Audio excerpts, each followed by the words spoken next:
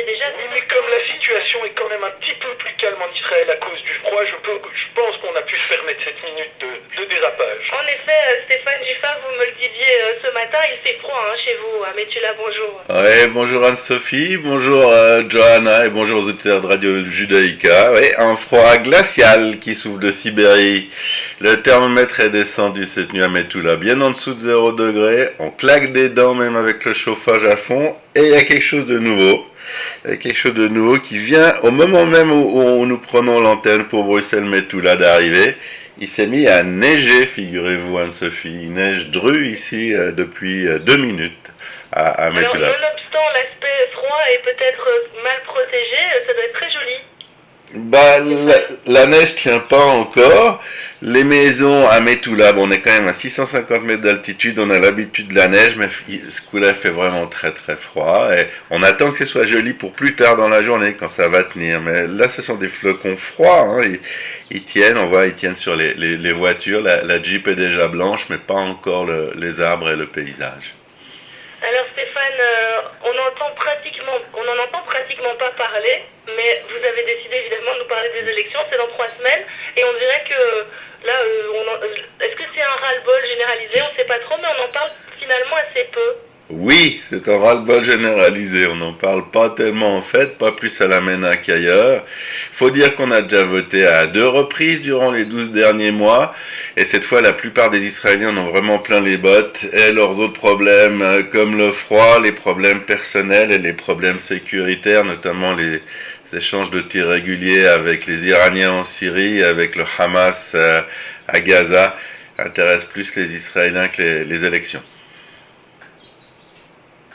Et alors, quelles sont finalement les intentions de vote? Est-ce qu'une coalition stable pourrait enfin sortir de ces urnes, ou est-ce que c'est une fois de plus des élections pour rien, entre guillemets? Bah, il y a peu de sondages car ils coûtent cher. Puis dans la situation qui prévaut, on essaie de ne pas gaspiller son argent au sein des formations politiques.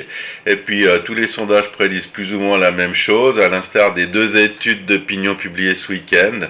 On en a à 2 sièges d'avance pour Bleu-Blanc de Gantz sur le Likoud Binyamin Netanyahou, mais 53 sièges pour chacun des 2 blocs, sans compter les voix des Arabes, qui ne sont d'habitude pas comptabilisées, particulièrement dans le consensus des voix sionistes.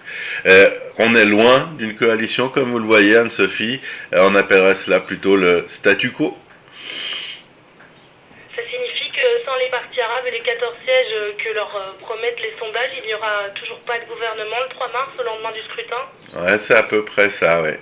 Et vu qu'Avigdor Lieberman ne veut ni participer à une coalition avec M. Netanyahou, ni avec les Arabes, on n'est pas sorti de l'auberge. On ne voit pas, 3 semaines avant d'être appelé aux urnes, on ne voit pas de solution se dégager. La solution, elle ne viendra pas avant les élections, elle viendra peut-être après.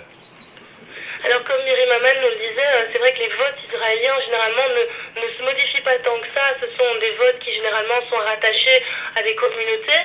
Est-ce que pour autant il y aura quand même certaines intentions de vote qui pourraient être modifiées d'ici 3 semaines? Vous posez décidément toutes les bonnes questions qui font mal ce matin, Anne-Sophie. Non, ouais.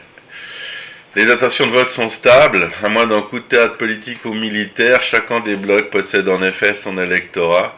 Les résultats ne devraient plus évoluer de plus d'un siège d'un côté ou de l'autre, et cela à moins que les instituts de sondage israéliens se plantent, comme c'est à leur habitude. Ils se trompent, ils se sont trompés dans les 5-6 dernières élections, mais complètement. Et on ne peut pas écarter cette hypothèse, et surtout qu'ils se copient les uns les autres dans les rectifications des opinions qu'ils reçoivent de la part des sondés. Donc ça c'est une possibilité.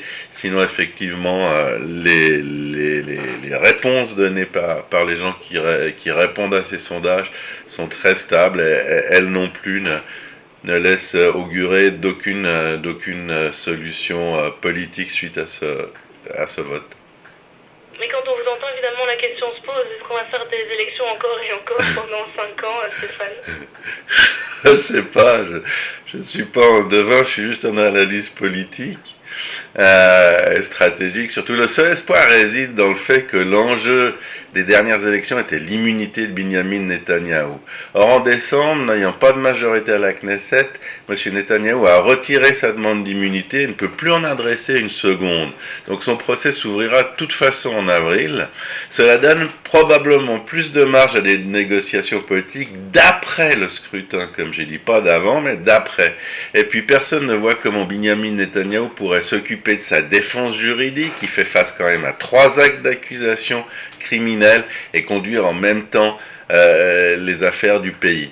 Alors, ce qu'on sait, la seule chose qui est sûre, c'est que l'ère Bibi touche à sa fin, mais l'ère Bibi, elle peut toucher à sa fin avant ces élections, pendant, juste après, ou même dans une année. Donc, ça aussi, c'est une inconnue.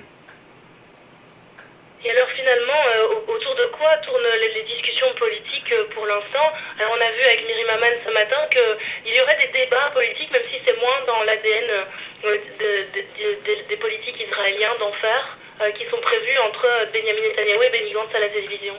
On n'est pas d'accord avec Miri, pour une fois. Il n'y a aucun débat public prévu, Anne-Sophie. Il n'y en a pas eu lors des 2 dernières consultations.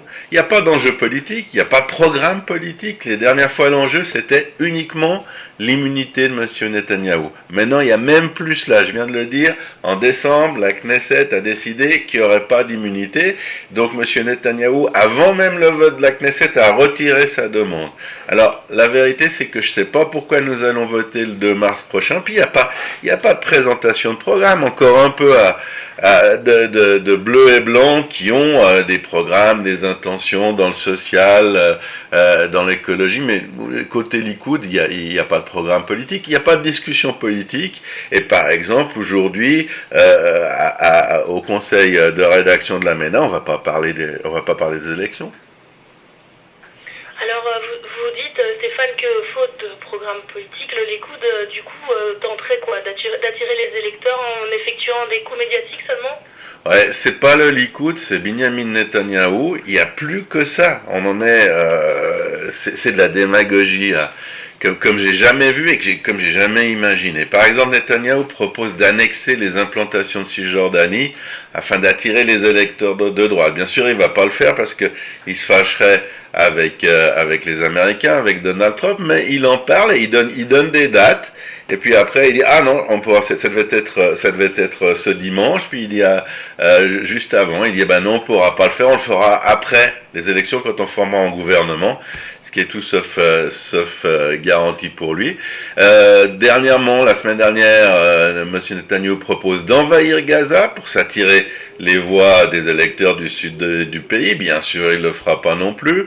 Il propose de faire venir 600 Falashmoura, donc ces fameux juifs éthiopiens qui ont quitté le judaïsme ces dernières décennies et qui ont de la famille en Israël et qui sont en attente à Addis Abeba avant le 2 mars. C'est pas possible, a dit le conseil du gouvernement, donc on attendra.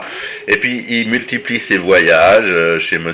Poutine, il revient du Soudan, il essaie de montrer que tout va bien sur le plan diplomatique, mais durant ces visites et durant ces discussions, Anne-Sophie, il n'y a pas beaucoup de contenu politique ou stratégique. Bien sûr, ça fait pas de mal à Israël d'avoir de nouveaux contacts avec des pays comme le Soudan qu'on n'avait pas, mais c'est vraiment uniquement du bluff démagogique.